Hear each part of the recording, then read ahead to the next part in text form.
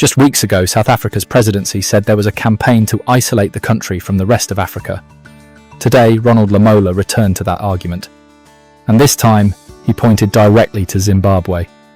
The presidency did indeed say on the 15th of July that it had observed a campaign seeking to isolate South Africa over the recent migration tensions and insisted the country was not isolated.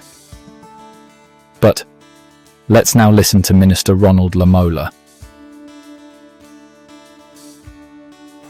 Given the recent challenges in South Africa, that South Africa cannot be isolated in the continent, that in Zimbabwe we've got brothers and sisters in arms who will stand with South Africa in good and difficult times.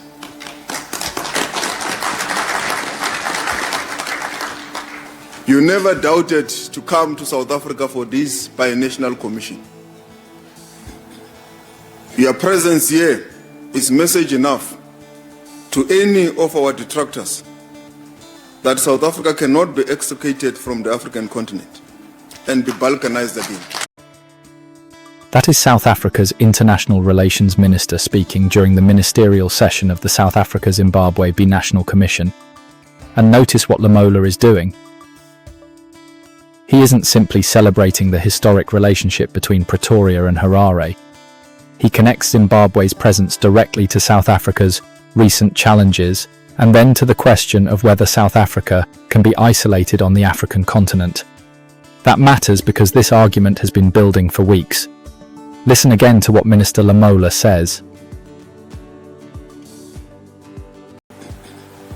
Your presence here is message enough to any of our detractors that South Africa cannot be extricated from the African continent and be balkanized again.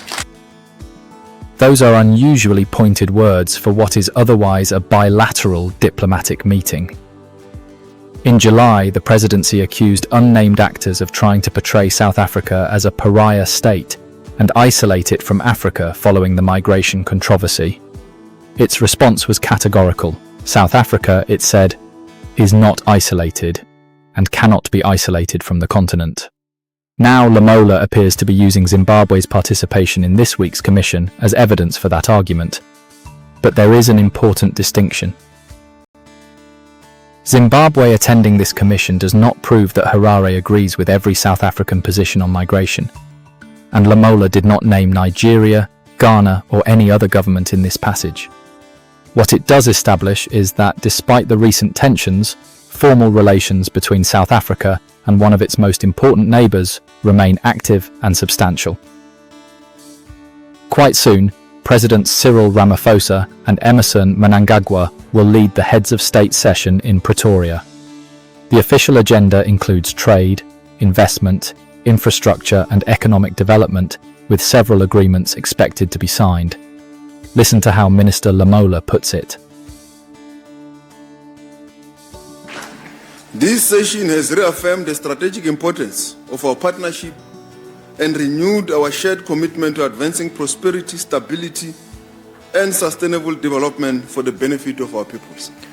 Our partnership must now translate ambition into implementation, political good solidarity into clear investment and cross-border trade and joint projects. This is what we will continue to bound and build the good relationships between the two countries. And that may ultimately be the more important test. Not simply whether Zimbabwe expresses solidarity with South Africa, but whether that political relationship produces actual trade, investment, border cooperation, and projects that benefit people on both sides. For now, though, Lamola's political message is unmistakable. Zimbabwe's presence, he says, is evidence of that. Quite soon, Ramaphosa and Mnangagwa will take the stage themselves.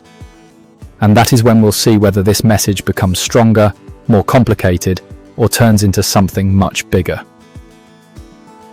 This is the South Africa File. History, power, politics, consequences. Subscribe for evidence-based public education, investigative explainers, and documentary-style analysis on South Africa's politics, history, economy, migration debates, African relations, and global role.